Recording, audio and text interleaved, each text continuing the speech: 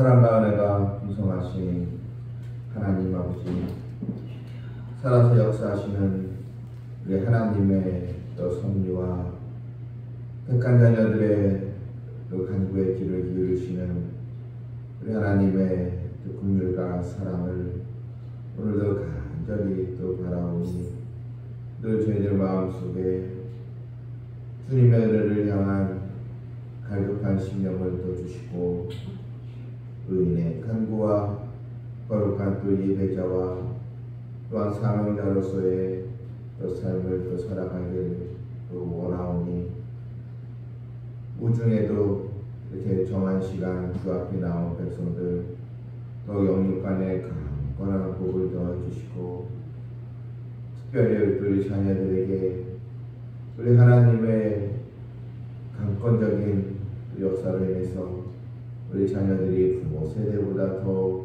주를 섬기고 또 경외하는 믿음을 주시길 원하옵나이다. 삼성도 비전교회 성령의 권능이 나타나게 해주시고 또한 주일에도 우리 자리가 하나님의 영광으로 가득 채워진 복된 자리에 되게 하여 주시옵소서. 예수님의 이름으로 기도하옵나이다. 아멘. 442장입니다.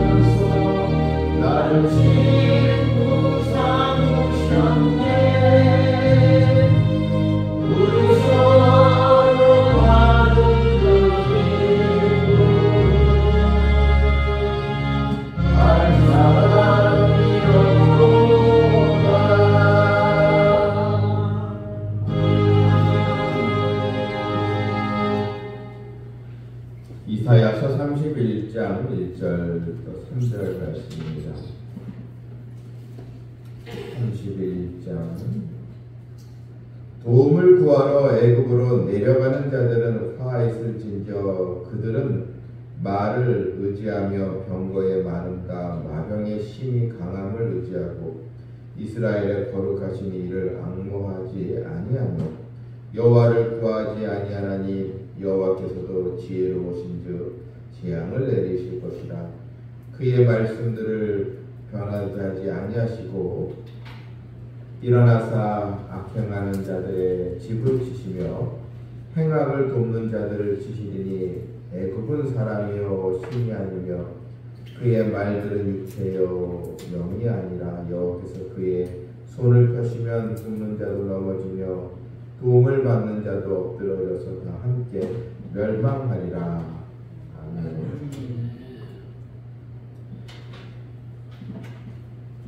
하나님을 의지하지 않고 사람과 또 세상을 의지한다는 것이 얼마나 허망한 일인가를 성경 우리에게 경고를 알려주고 있습니다. 도움을 구하러 애굽으로 내려가는 자들은 화해실진저였습니다.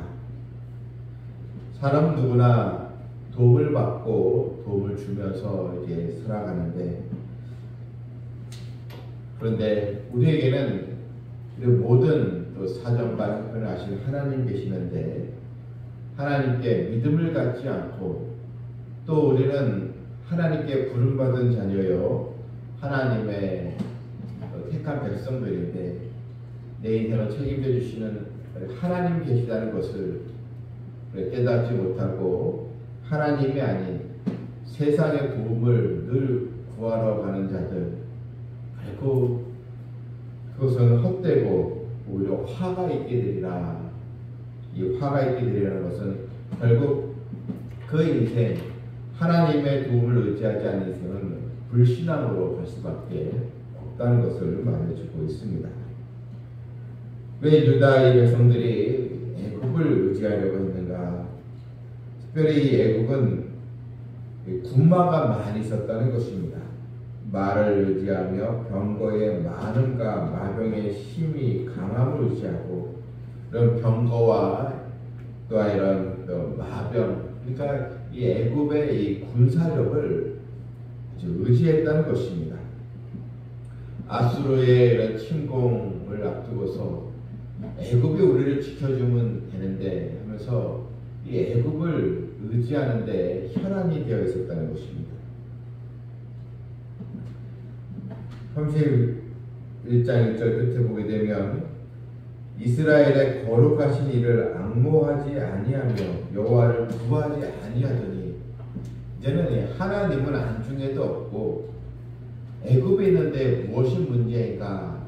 이 애굽을 의지하고 애굽의 도움을 또 구하고 또 애굽의 사신들을 또 보내서 또 자신들을 지켜달라고 또 이런 곡물, 즉 뇌물들을 또 보내고 이러한 또 행태에 대해서 하나님께서 심판의 말씀을 주신 것입니다. 본문 2절에 여호와께서도 지혜로우신즉 재앙을 내리실 것이라 했습니다. 유다의 관원들이 애굽에 내려가는데 그 속셈이 무엇인지 하나님은 다 알고 이제 계셨다는 것입니다. 모든 것을 깨뚫고 다 분별하시는 우리 하나님께서 결국 유다 족속에게 재앙을 내리실 것을 말해주고 있는 것입니다. 성경은 이렇게 우리에게 또 알려주고 있습니다. 애굽은 사람이요 신이 아니며 그들의 말들은 육체요 영이 아니라 했습니다. 여호와께서 그의 손을 펴시면 돕는 자나 도움을 받는 자나 다 망하는 길이라는 것입니다. 우리가 하나님을 경외하지 않고 믿음으로 살지 않는다면 이 다 망하는 길이라는 것입니다. 우리가 또 자녀들에게 누구를 의지하며 살 것인가? 하나님을 의지하는 또 백성이 되도록 잘 또 말씀으로 또 양육하는 그런 또 지혜로운 또 부모가 되어야 될 줄 믿습니다.